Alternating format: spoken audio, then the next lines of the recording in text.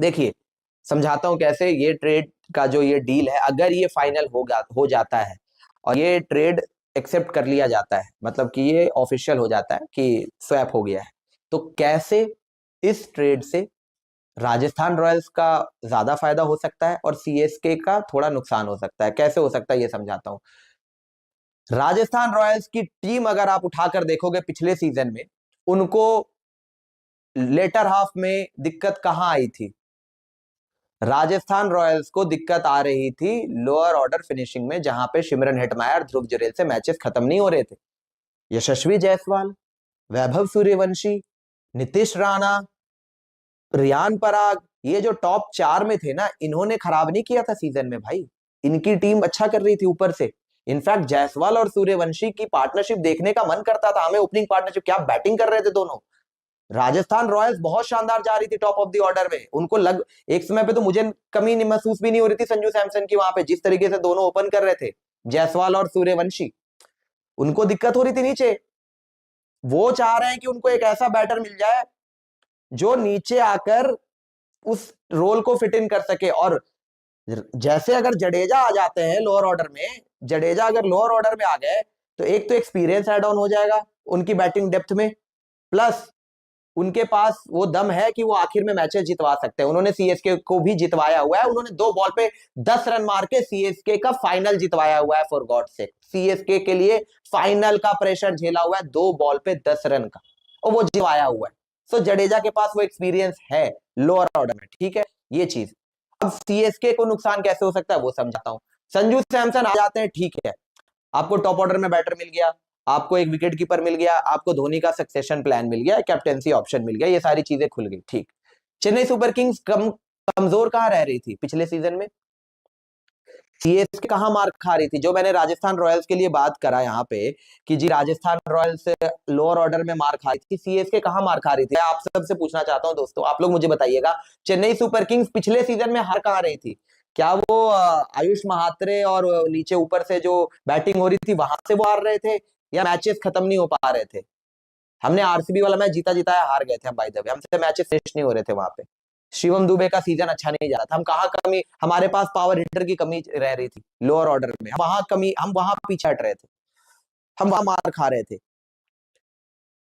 हम संजू को लेकर तो आ गए, ठीक है, धोनी का सक्सेशन प्लान आ गया, आपने टॉप ऑर्डर में फिट भी कर लिया, क्या आपकी कमी दूर हुई? क्या इससे आपकी कमी दूर हुई? आपने जडेजा भी दे दिया, ठीक है, 18 करोड़, चलो वो प्लेयर टू प्लेयर आ गया, आप एक एक्स्ट्रा प्लेयर भी दे रहे हो सैम करन, अब वो रिलीज करना चाह रहे थे आप ऑक्शन में, ऑक्शन में रिलीज करते तो शायद 2.5 करोड़ या जो भी उनका बेस प्राइस है वो आपके पर्स में रजिस्टर होता, ठीक है, वो फिर भी रजिस्टर हो जाएगा, लेकिन आप 2 प्लेयर दे तो रहे हो ना, एक के बदले 2 प्लेयर दे रहे हो, प्लस जडेजा भी दे रहे हो, सैम करन भी दे रहे हो जो नीचे आके खेल रहे थे, और उसके बदले भरा लोअर ऑर्डर का प्लेयर नहीं, टॉप ऑर्डर का प्लेयर भरा। किसका फायदा हुआ सर? किसने अपनी कमी को दुरुस्त किया, किसने अपनी कमी को छोड़ दिया? आप मुझे बताइए जरा। डॉक्टर स्ट्रेंज जी, यही मैं कह रहा हूं, आरआर अपनी कमियों पे काम कर रही है, सीएसके अपनी कमियों पे काम नहीं कर रही है। सीएसके को ये लग रहा है, ऑब्वियसली मुझे पता है कि चेन्नई सुपर किंग्स बहुत टाइम से चाह रही है संजू सैमसन को, लेकिन उसके लिए आप एक तो ऑलरेडी वो जगह आपका ऑलरेडी वीक पॉइंट है लोअर ऑर्डर, उसमें से भी आप प्लेयरों को निकाल रहे हो, और उसमें चलो सैम करन निकाल दो, समझ में भी आता है, उसके जगह पे आपको कोई कोई ऑप्शन में मिल जाएगा, जडेजा को भी निकाल रहे हो, और वो आपका लेगेसी प्लेयर है। तो ये मुझे थोड़ा सा ना समझ नहीं आ रहा, ये थिंकिंग समझ नहीं आ रही।